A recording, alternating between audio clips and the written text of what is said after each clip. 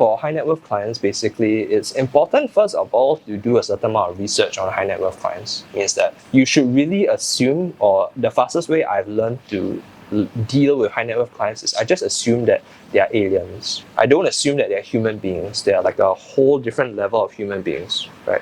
Which is why they call it mass market. Right? Mass market is your human beings. Everybody else is an alien. Yeah. So high net worth, they're aliens.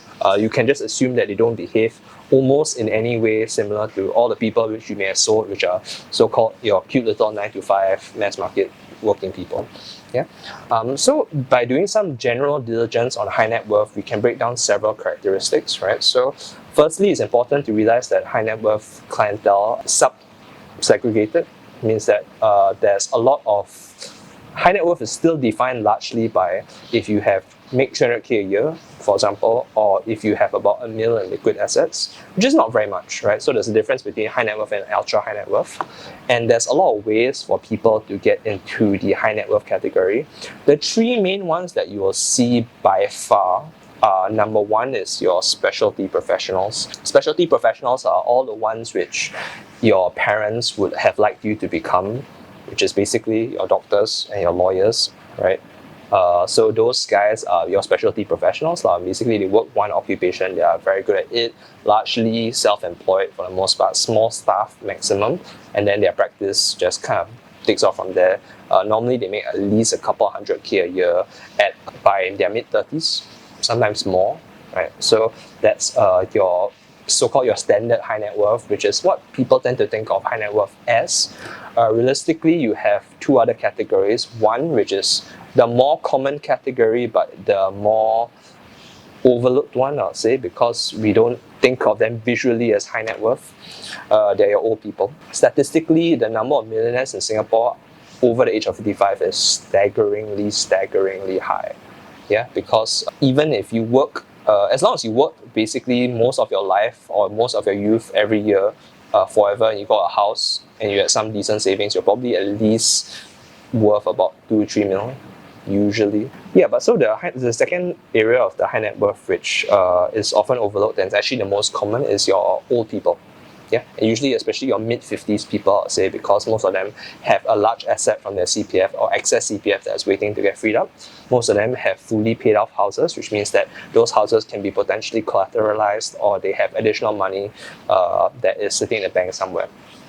Yeah, normally you approach these as couples. Yeah, very rarely do you approach them as individuals unless they're widows, but also even then not really. So 55 and older, those guys are usually high net worth millionaires. Yeah, not hyper rich by any means, but very often you would accumulate a hell lot more at your 50s, 60s, 70s compared to someone who is a high functioning professional in your 30s.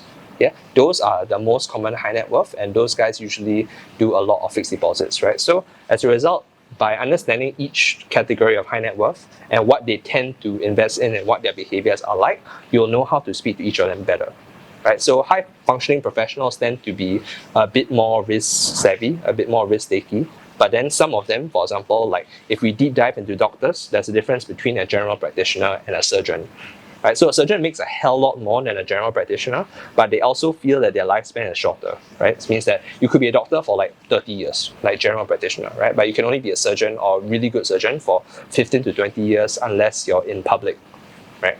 So the reason for that is because if you're in private practice and you're like chief of surgery, you probably need to be running a hospital, and most surgeons will not be in a position to run a fully fledged business like a hospital, right? So they feel that their career lifespan is like basically dwindling at a very early age, so they'll be very focused on doing large lump sum investments that don't have a lot of multiple years of commitment, right? And so you can break up this high net worth category into this category, and then there's some subcategories which we'll go over later, right? So we have category 1, which is your professionals, category 2, which is your older people, category 3 is basically your business owners. Yeah, so your business owners, for the most part, they're still large and varied, but the problem with trying to cater to high net worth business owners is that firstly, you're not always very sure if they're on the trajectory for ultra high net worth or whether or not they're just going to drop off or their business is going to collapse the next day. It's pretty rough because it's not difficult for a business owner to be considered high net worth. Right? So let me give you an example. For certain hawker centers, I would say, the gross revenue of those hawker centers is always in the millions.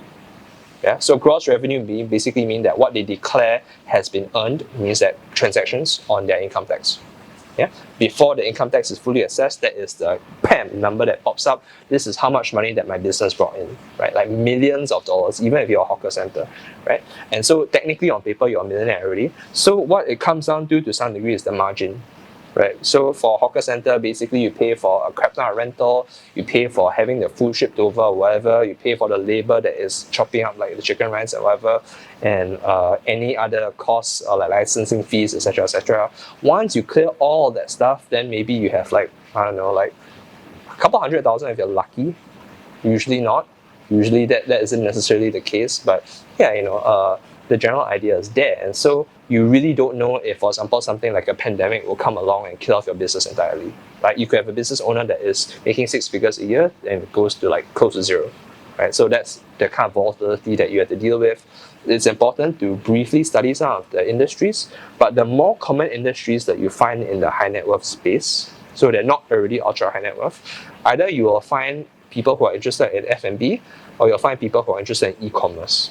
It's very rarely that you have access to business owners which are in the middle, yeah, because otherwise normally they'll be considered like self-employed freelancers, etc., etc. So the most common business owners you'll find in the high net worth range that are trying to hop to ultra high net worth or going to drop off is in e-commerce business owners or F&B business owners. Yeah, so we'll try to talk about those at a later date. But the general idea is that the basic principles of you understanding high net worth should be at least to do some research on these 3 categories, because these 3 categories will encompass, I would say, probably about 80 to 90% of all the high net worth people which you will ever have access to in your entire life. There are going to be people which maybe you can meet at a country club or like a Siam2 or something, where they'll fall under the slightly more, and even a country club, but like maybe the clubbing side, like there's slightly under the shadier 10%, which I'm generally, I don't do too well with. I have met quite a few business owners in this area, but I don't do very well with them. Maybe we'll try to cover that. We have some time later, but the general idea is there. So 90% of your clientele will fall under this pool. It's important to at least do some research for the basics on them. We will try to cover some of it as we go along, but for the most part, it's just important for you to at least know these 3 categories, and that each of these categories is a different profile. Means that how you approach each category in the high net worth space, different investment instruments they prefer, different behaviors, why they have different behaviors, so on and so forth.